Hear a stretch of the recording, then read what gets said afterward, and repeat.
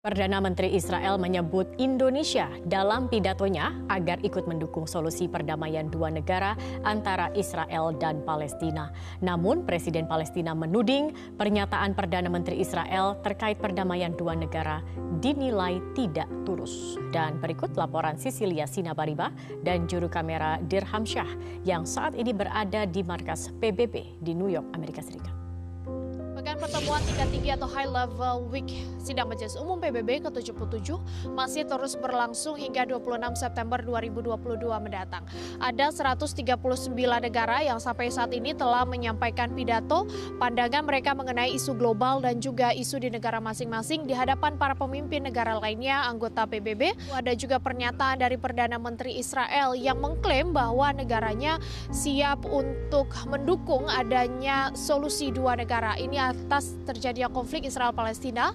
Kemudian hari ini ada Presiden Palestina yang menilai bahwa pernyataan yang disampaikan oleh Perdana Menteri Israel tersebut tidak tulus dan menilai bahwa Israel tidak memiliki niat untuk menciptakan perdamaian. Pemirsa, di depan Majelis Umum PBB, Perdana Menteri Israel Yair Lapid ini kemudian menekankan mengenai pentingnya solusi dua negara untuk bisa menyelesaikan konflik tak berujung yang terjadi antara Israel Palestina. Apakah ini berarti bahwa Israel telah mengakui Palestina dan apa hubungannya, apa dampaknya terhadap hubungan diplomatik dengan Indonesia? Untuk apakah memang dengan pernyataan tersebut di PBB artinya Israel ini sudah mengakui Palestina? Pemerintahannya mendukung solusi dua negara. Tapi yang patut dicatat dari pernyataan dalam sidang pidato Majelis Umum PBB itu sendiri adalah Perdana Menteri Israel menyebut dua negara secara khusus, yaitu Indonesia dan Arab Saudi. Israel sangat ingin membuka hubungan diplomatik dengan Arab Saudi dengan Indonesia. So it is a special joy for us to be able to have you here. You are, in fact, in so many ways, the illustrious successor of a most illustrious teacher, the late lamented great President Abdurrahman Wahid Gusdur. And more than 20 years, AJC pioneered this relationship with him. And he spoke at the AJC annual meeting 16 years ago. He also visited Israel 3 times. But you are now in his footsteps, where all this comes together. You are here with AJC at this historic gathering here in Jerusalem.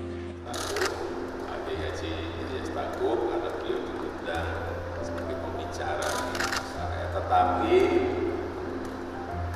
berbicara di sana, saya melihat karena saya juga belum mendapatkan laporan untuk pulang. Saya panggil, dia juga memberikan dukungan kepada Palestina.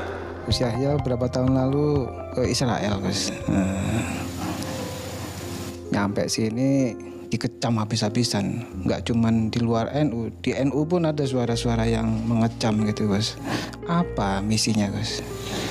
Ya, orang-orang cuma tahu saya ke Israel, ya kan.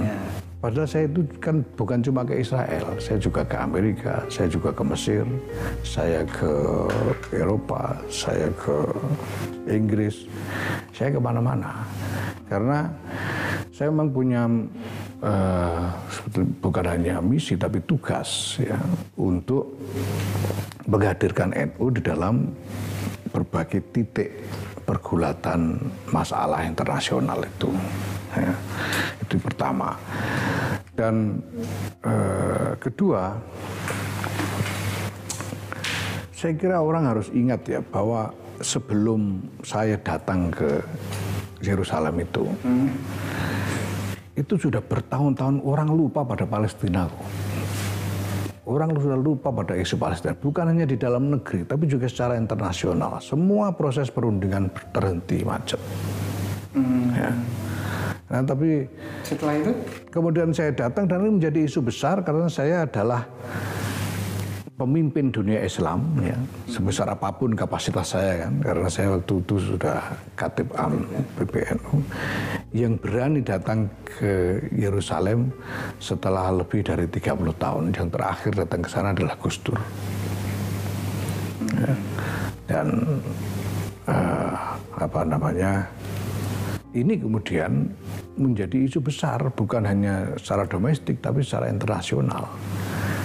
Dan kemudian sudah itu, ya sudah itu nyatanya sudah itu mulai bergulir lagi wacana tentang upaya-upaya perdamaian itu. Tapi Palestina nggak jadi lebih baik sekarang kan?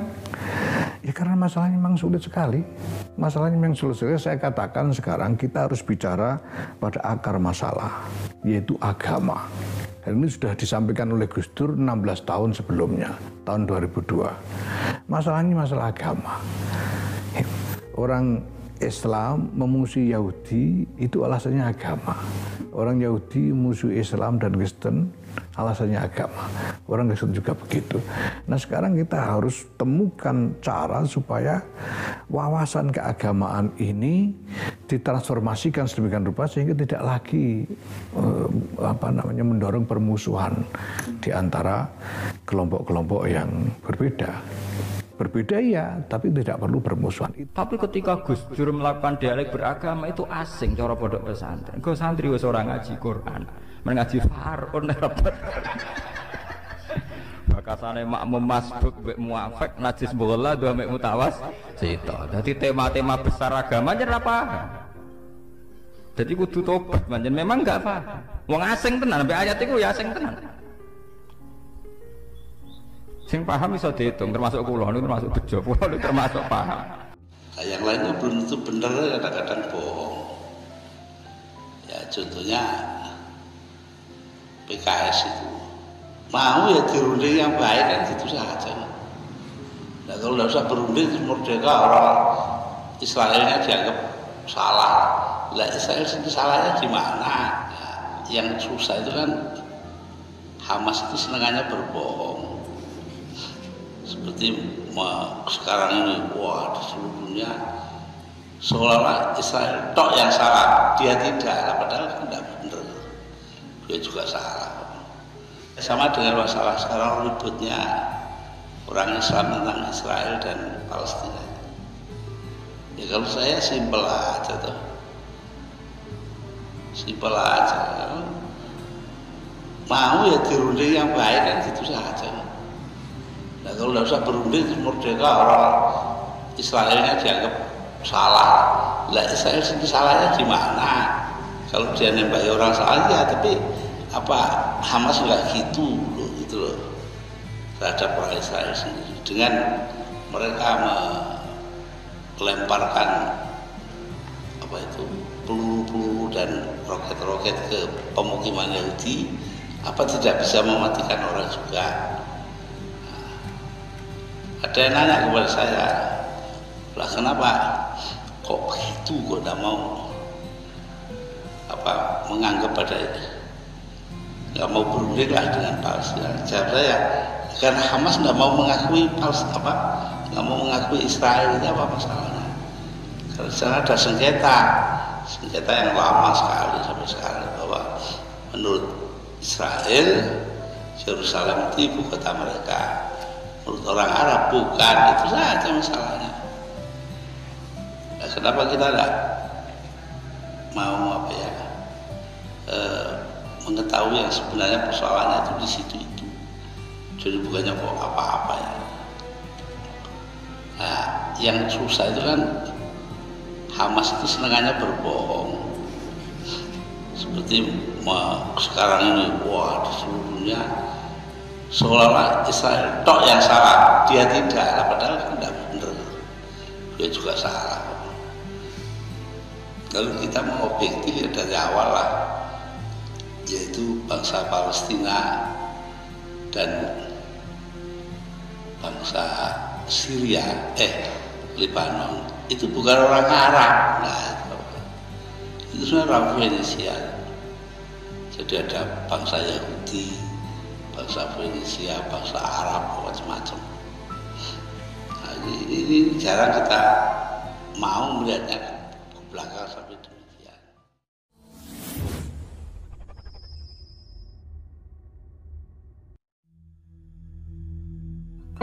Sampai tak ceritane, wong Islam niku imane paling terlambat. Mergo iman mbek Kanjeng Nabi Muhammad sausé Nabi ku wujud, ya sausé dadi nabi. Dadi imane ku terlambat. Ya sausé Nabi umur 40 tahun lagi iman. Iku wae kadang imane bar 5 tahun didakwahi, bar 7 tahun kados Suraka, kados Amr bin As imane ngenteni tukaran sik. Ngenteni napa? Tukaran sik. Bareng Nabi ditukari terus sabar sesuai iman. Tapi nak imane Yahudi mboten, Nabi rong wujud wis iman. Wis napa? Iman. Mulane teng tarikh-tarikh wonten paradok. Di tarikh-tarikh itu ada paradok dan itu semuanya nyata. Di awal dalailun nubuwah. Nggih kula baleni malih nggih. Di awal dalailun nubuwah, alamat-alamat kenabian mesti sing beritakno iku rohib, pendeta Yahudi atau pendeta napa Nas? Tapi kok nek cerita kenabian musuh besar Kanjeng Nabi wong Yahudi wong Nasrani.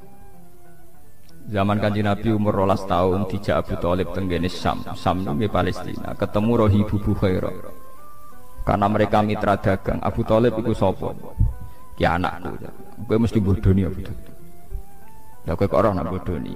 Cah iki wis jelas-jelas calon nabi, ciri-cirine jelas nabi. Berarti ra ngarah anak. Secara Abu Thalib, lha apa hubungane? Ciri nabi akhir zaman raine ya wis ngene iki, gantenge saiki, wae jelas saiki. Iku cirine bapake mati pas jek ning kandungan. Dadi ra mungkin iki anak.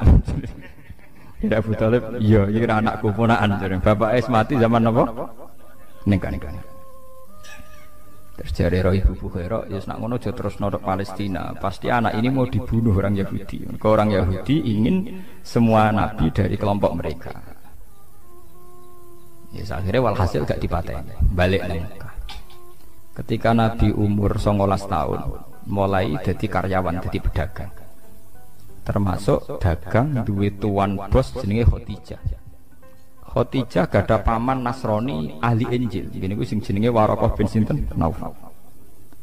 Niku beberapa kali Khadijah ngaji tentang alamatin nubuwah. Dia yakin calon nabi ya karyawane iku sing jenenge Muhammad. Terus jare Khadijah, Maisarah jeneng lanang. Pelayanku jenenge Maisarah jeneng lanang. Ora mbok anggap nabi bareng Maisarah. Anggap jeneng napa? Wedok. Maisarah Muhammad iku kawal terus. Terus segala keajaiban yang terkait Muhammad kandhakno. Ternyata ketika perjalanan gini wow, tuzilluhul ghamamah tuti'uhus sahaib. Jadi ning gone padang pasir sing panas, setiap nabi liwat dibarengi mendung. Nak nabi ngiyup ning wit iku anut arah matahari sehingga nabi selalu untuk bayang-bayang untuk iyup-iyup.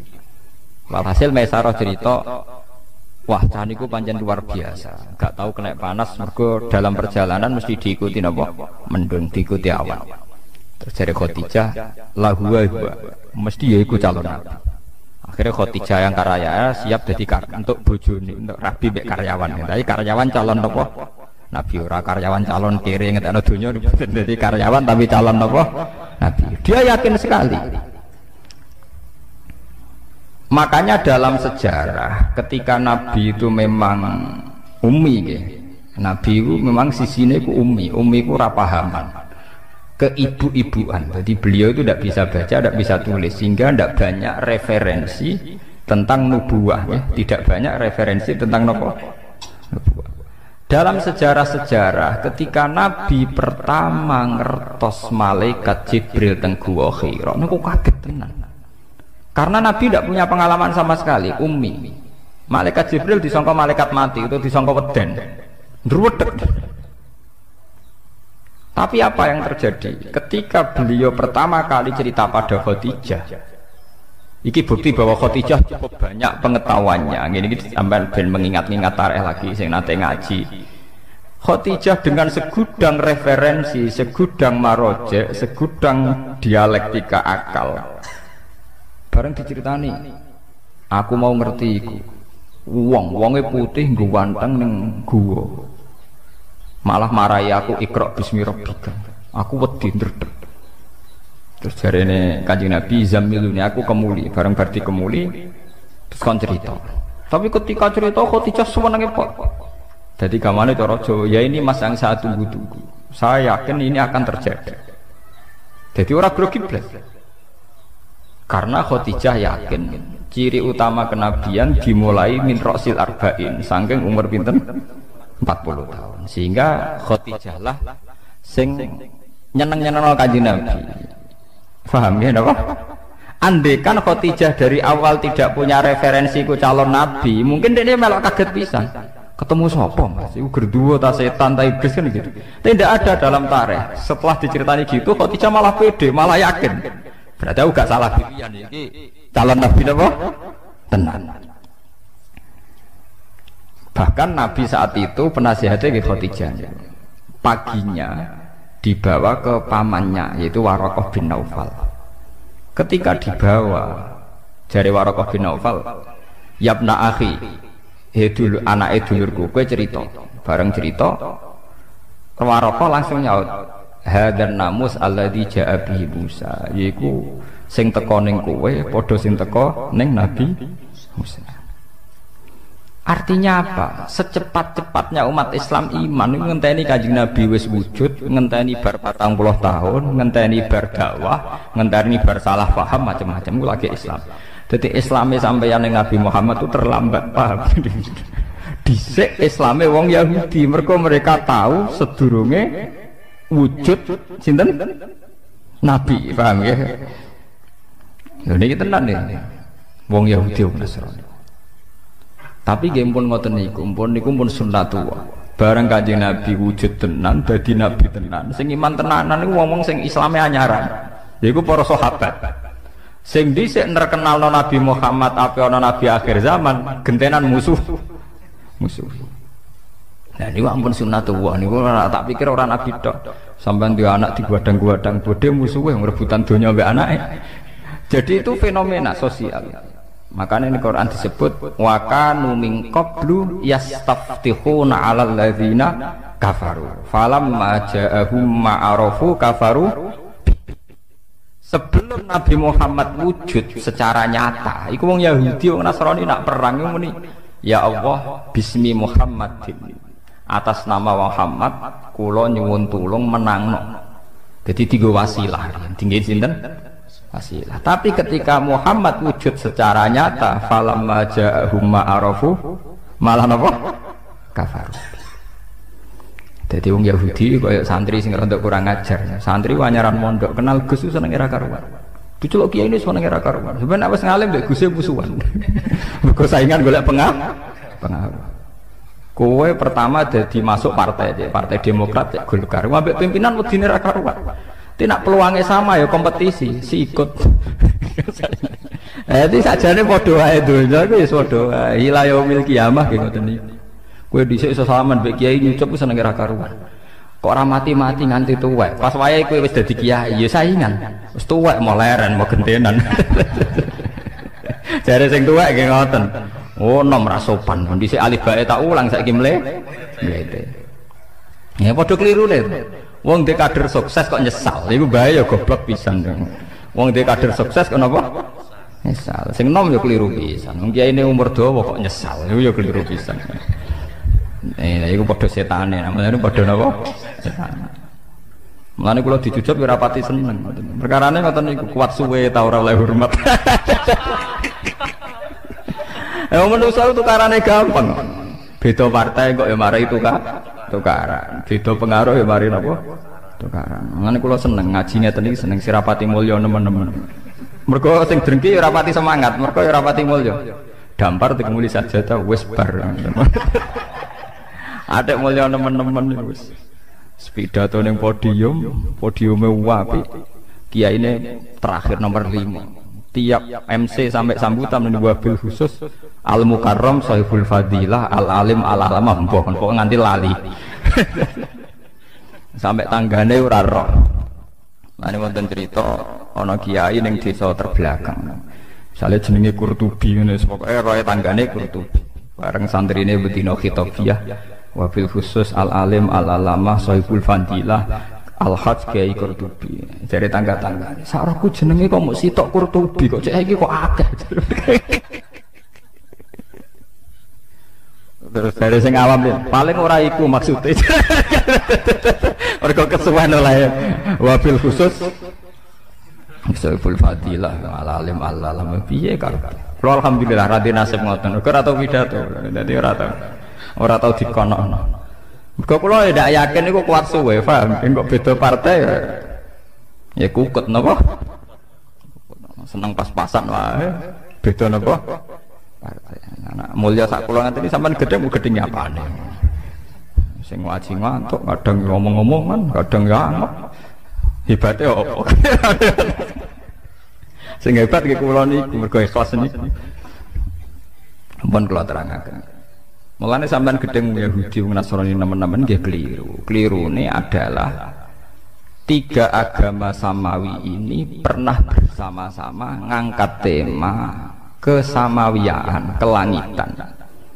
Umpama boten enten Yahudi, Nasrani, Islam, mungkin negara ini atau dunia ini sudah hancur lewat teori kapitalistik, materialis.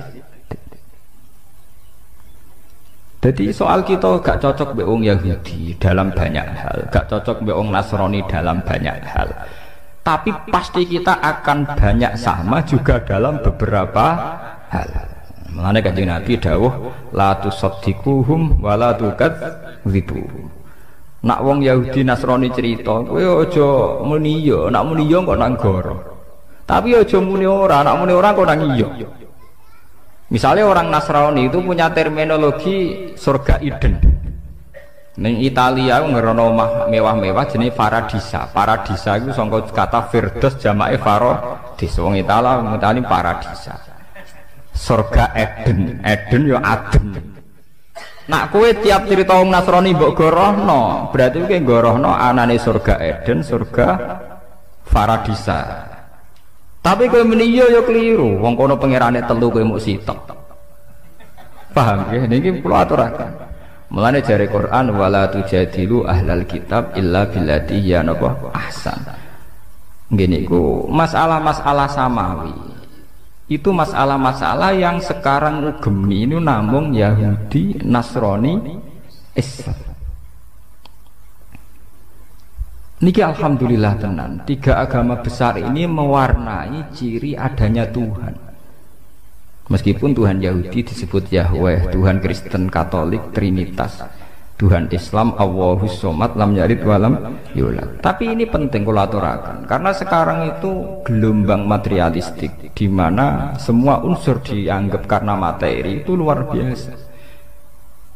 Mulane kula yakin, ainul yakin suatu saat tiga agama ini akan mendialogkan diri dan menjadi baik-baik saja. Perbedaannya hanya masalah visi-visi keilmiahan. Nanti di era modern saiki tukaran paham ya, macam podo salah pahami, podo kotoke. Tapi bahwa dulu zaman Nabi Muhammad itu sering ada dialek bersama. Misalnya dalam surat sing Madaniyah, ini kalau sebut jelas-jelas Madaniyah. Artinya secara teori usul fikih kemungkinan mansukhoh itu kecil, tidak ada potensi dinasah. Nggak ada potensi napa?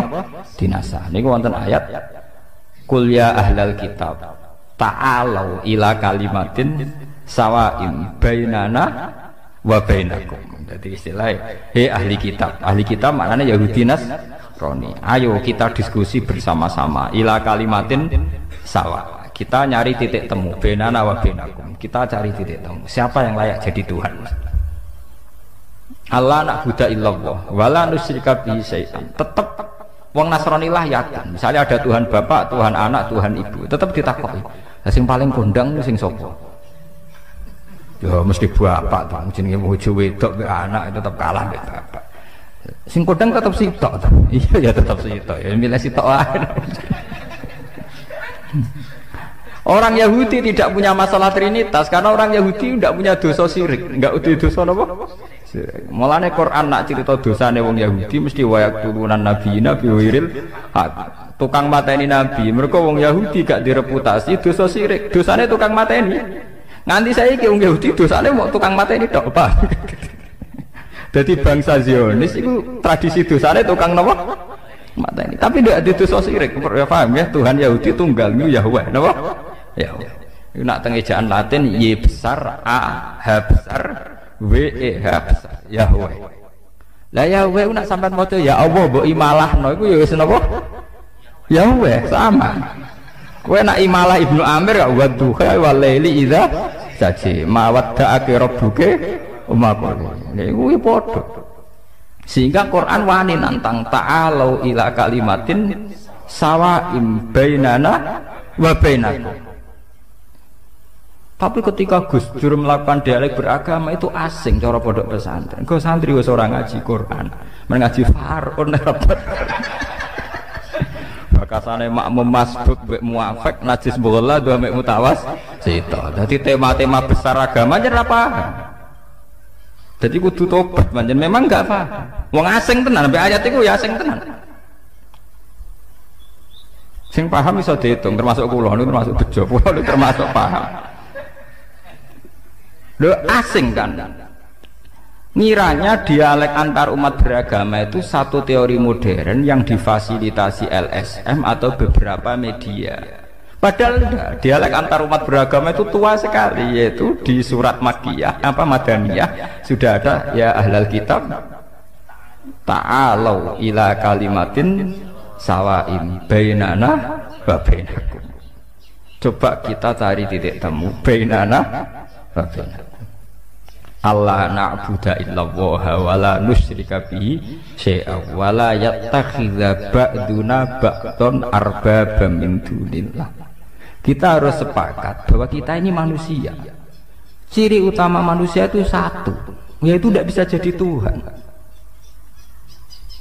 Jadi sebetulnya ciri yang khas pada manusia itu satu, tidak bisa jadi Tuhan. Wa la yattakhidha ba'duna ba'dun arbaba min dunillah. Paham ya? Artinya jangan ada Tuhan yang dari unsur manusia. Karena ciri utama manusia itu satu, tidak bisa jadi Tuhan. Iya. Sehingga zaman itu tiang Yahudi sing masuk Islam nggih kathah kados Abdullah bin Salam. Nggih, Ibnu Abi Laila nggih kathah. Tiang Nasrani nggih kathah. Sampai Quran cerita teng akhir juz 6 wala tajidanna aqrabahum mawaddatan lil ladzina amanu alladzina qalu inna takbirun wa idza sam'u ma unzila ila rasuli tara a'yunahum tafidu minad dam'i mimma arafu minal haq. Ketika wong Nasrani Najran niku diwacakno surat Yasin niku nangis ma asbaha bima unzila ala Isa. Betapa miripnya yang dibawa Muhammad terhadap apa yang dibawa Nabi sinten Isa. Do masuk Islam. Nah, saiki padha kotoke. Sing santri ya wis ora roh kakean Faraun niku. Paham. Repot nang nerangno padha ora roh ya menapa? Repot. Sing rohan kaya kula ora pati payu ya repot. Ya kula bareng ora pati payu. Kiai gaya kaya kula niku ora populer. Sing populer sing pidato-pidato. Tapi cara argumentasi ilmiah mbok kuwati, nak depan-depan mbok alam. Tapi jelas itu cara dalil-dalilan itu ketoke bener kula. Maksudnya iku wong karwan ana ayate terus secara tarikh nggih jelas. Sing ame digo dalil walan tardo angkal yahud walan nasara hatta tatabi'an. Lha iku maknane iku piye? Ngono ya ora jelas. Ayat iku artine ngeten, wong Yahudi iku mati iku ora ngarah rido. Nak kowe ora dadi Yahudi. Wong Nasrani ya ora rido nek kowe dadi Nasrani. Sampeyan delok teng tafsir Bedawi teng beberapa tafsir. Ini maknane ayat niku sederhana. Iknatun lirrasul fi tomaihi li imanihi. Sampeyan delok teng tafsir Bedawi beberapa tafsir. Ayat itu hanya memberi maklumat, memberi warning, memberi iklan ning Kanjeng Nabi Muhammad sallallahu alaihi wasallam. Mat, kowe iku keliru. Arep-arep wong Yahudi masuk Islam. Wong Yahudi dhewe malah arep-arep kowe dadi Yahudi. Dadi maknane ya wong ngono tok niku. Dadi gamane ngene lho. Ana toko cilik meh bangkrut. Sing sitok toko gede. Lah sing toko cilik kepengin arep-arep sing gede bangkrut. Padahal sing gede dhewe kepengine sing cililah bangkrut, ganggu wae, paham. Jadi artinya niku walantar itu bukan masalah ideologi argumentasi ilmiah mboten niku masalah-masalah tren, masalah mat kowe wis arep-arep Yahudi masuk Islam piye. Nak mereka iku arep-arep masuk Yahudi. Dadi wis anggap wong liya lho, mat kowe ora usah bakas arep-arep napa? Sampeyan delok maknane mboten niku. Kalau masalah argumentasi ilmiah itu orang Yahudi, Nasrani, Islam sering pada titik temu. Gini ku ila kalimatin sawa.